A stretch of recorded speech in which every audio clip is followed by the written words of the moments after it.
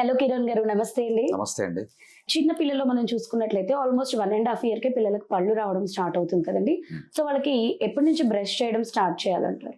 నేను సజెస్ట్ చేసేది ఏంటంటే మామూలుగా మనకి మన లిటరేచర్ ప్రకారంగా కానీ మనం చూస్తున్న ప్రకారం కానీ 6 నెలల నుంచి పళ్ళు వస్తాయి, పాల పళ్ళు.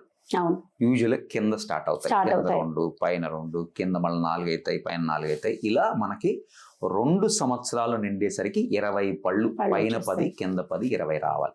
కాకపోతే ఈ జనరేషన్ కొద్దిగా లేట్గా ఉన్నారని చెప్పొచ్చు. చాలా సందర్భాల్లో 100కి 70-80% పిల్లల్లో ఇప్పుడు ఫస్ట్ బర్త్డే అయ్యేటప్పుడు 1-2 పన్నే ఉంటుంది, దాని తర్వాత వస్తుంది. ఓకే, సో బ్రషింగ్ ఎప్పుడు చేయాలి అంటే ఎప్పుడైతే మీకు టీత్ కనపడుతుందో అప్పుడు బ్రష్ చేయొచ్చండి. 1-2 పళ్ళు ఉన్నప్పుడు యూ ఫీల్ దట్ యూ లేదు అనుకుంటే మనం మామూలుగా మీరు గమనించినట్టయితే పళ్ళు రాకముందు కూడా పెద్దవాళ్ళు కానీ ఇప్పుడు కొద్దిగా తెలిసిన వాళ్ళు కానీ పిల్లలకి గమ్స్ ఉంటాయి కదా, ఈ పాది పళ్ళు రానప్పుడు కూడా దాన్ని మసాజ్ చేస్తారు. రోజు స్నానం చేసినప్పుడు పుట్టిన రోజు ఇట్లా అని పెట్టేసి శుభ్రం చేస్తారు. సో కొన్నిసార్లు వెట్ క్లాత్ తో శుభ్రం చేస్తారు. ఏంటంటే పాలు తాగగానే అంత శుభ్రం చేస్తూ ఉంటారు. సో ఆ పొద్దున్న కూడా అది మసాజ్ కమ్స్ శుభ్రం చేస్తారు. అలాగే నేను ఏం సజెస్ట్ చేస్తానంటే ప్రతిసారి పాలు అలవాటు ఉన్న రోజులు పాలు తాగడం అయిపోగానే ఒక వెట్ క్లాత్తో చక్కగా క్లీన్ చేసుకోవడం. ఒకసారి పళ్ళు వచ్చిన తర్వాత బ్రష్ అనేది అది. అండ్ వీళ్ళలో పేస్ట్లు వచ్చేసి బిలో 2 years ఒక రకమైన ఫ్లోరిడేటెడ్ పేస్ట్, 2 to 6 years ఒక రకమైన ఫ్లోరిడేటెడ్ పేస్ట్, అబోవ్ 6 ఒక రకం ఫ్లోరిడేటెడ్ పేస్ట్. అంటే the concentration of the fluoridated paste అంటే అది వచ్చేసి బిలో 2 years తక్కువ ఉంటుంది. 2 to 6 years ఒక 1000 to 1200 ppm అట్లా ఉంటుంది. అబోవ్ ఇది ఒక రెగ్యులేషన్స్ ఉన్నాయి. ఈ రెగ్యులేషన్స్లో కూడా కంట్రీ టు కంట్రీ ఇది ఉంటుంది. మన కంట్రీలో మాత్రం ఇండియన్లో మాత్రం స్టాండర్డ్గా 1000 ppm మించి అయితే ఎవరు ప్రొడ్యూస్ చేయరండి. సో యూజువల్గా అరౌండ్ 500 to 1000 ppmలో మనకి డిఫరెంట్ పేస్ట్లు దొరుకుతూ ఉంటాయి. 2 years చిన్నపిల్లలకేమో లెస్ ppm ఆఫ్ ఫ్లోరైడ్, పెద్దవాళ్ళకి 1000 ppm ఫ్లోరిడేటెడ్ పేస్ట్ వాడుకోవచ్చు. అలాగే ఇప్పుడు ఈ మధ్యకాలంలో మనం చూసినట్లయితే పిల్లలకి బాగా పాసిఫైర్ అలవాటు చేస్తున్నారు పేరెంట్స్. అంటే వాళ్ళు ఎక్కువ చికాకు చేస్తున్నారనో, అది ఇచ్చేస్తే సైలెంట్గా ఉంటారని. అండ్ దానివల్ల పళ్ళు కొంచెం వంకరగా వచ్చే అవకాశం ఉంది అని చెప్తూ ఉంటారు. అది ఎంతవరకు నిజం అంటారు?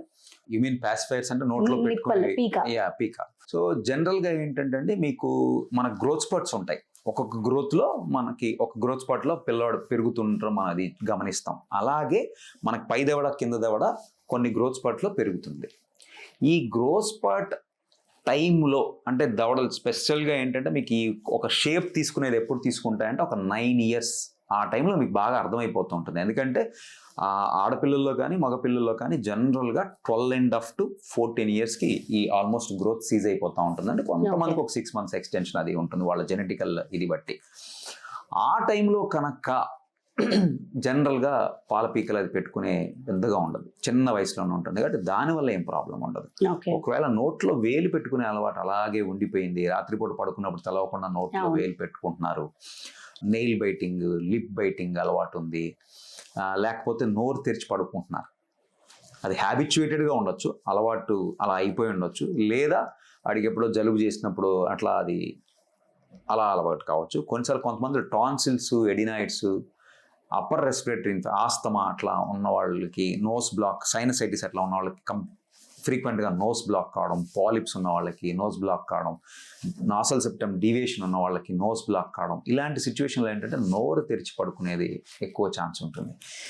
ఈ టైంలో కనుక ఎక్కువగా నోరు తెరిచి పడుకున్న అట్లా ఉన్నా కూడా కొద్దిగా ఈ జా ప్లేస్మెంట్లో డిఫరెన్స్ వచ్చేసి గ్రోత్ డిస్టర్బ్ అయ్యే అవకాశం ఉంటుంది. ఎందుకంటే నోరు తెరిచి పడుకుంటారు వాళ్ళు. నోరు తెరిచి పడుకోవడం వల్ల అక్కడ 2 ప్రాబ్లమ్స్ ఉంటాయి. మనకి నార్మల్గా రెస్టింగ్ ఫేస్లో ఉన్నప్పుడు ఈ జాయింట్ ఏదైతే ఉందో ఒక చోట రెస్ట్ అవుతుంది, మళ్ళీ మాట్లాడేటప్పుడు తినేటప్పుడు ఆడుతూ ఉంటుంది. అట్లా మీరు కావాలని ఇలా ముందుకు తీసుకొచ్చారు, అదొక స్టేజ్. సో యూజువల్గా ఏమవుతుందంటే మీరు నోరు తెరిచి పడుకున్నప్పుడు మీ జా పొజిషన్ అనేది కొద్దిగా లైట్గా షిఫ్ట్ అవుతుంది. ఈ షిఫ్ట్ అయ్యి హ్యాబిచ్యుయేటెడ్గా ఉండటం వల్ల మీ గ్రోత్ ఆఫ్ ద ప్యాటర్న్ ఇది ఏదంటే మీ ప్రొఫైల్ మారుతుంది. దానివల్ల దవడలు ముందుకు పెరిగే అవకాశం ఉంటుంది. అదొక చిన్న డ్రాబ్యాక్ ఉంటుంది, అదొకటి గమనించుకోవాల్సి ఉంటుంది. వేరాజ్ మీకు ఈ హ్యాబిట్స్ ఉన్నప్పుడైతే ఆ పర్టికులర్ ఏజ్లో మీకు దవడలు ఖచ్చితంగా ముందుకు రావడం, పళ్ళు ప్రొక్లైన్డ్గా ఇట్లా రావడం, మధ్యలో సందులు రావడం, కొద్దిగా డీవియేషన్ కావడం అట్లా అవకాశం ఉంటుంది.